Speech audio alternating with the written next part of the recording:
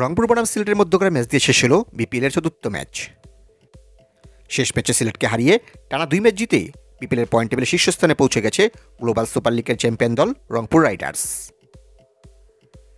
এদিকে এদিন দিনের প্রথম ম্যাচে চট্টগ্রাম কিংসকে হারিয়ে টুর্নামেন্টের শুভ সূচনা করেছে মেহেদী হাসান মিরাজের খুলনা টাইগার্স। মোট 7 দলের মধ্য থেকে শীর্ষ 4টি দল জায়গা করে নেবে সুপার 4-এ।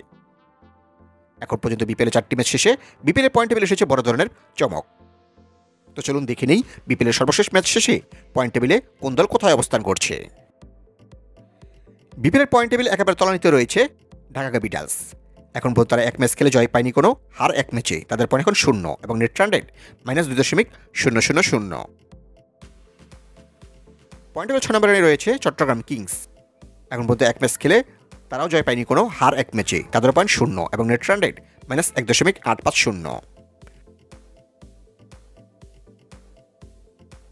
পয়েন্ট টেবিলে 5 নম্বরে রয়েছে সিলেট স্ট্রাইকার্স। এখন পর্যন্ত 1 ম্যাচ খেলে তারাও জয় পায়নি কোনো, হার 1 ম্যাচে, তাদের পয়েন্ট 0 এবং নেট রান রেট -1.078।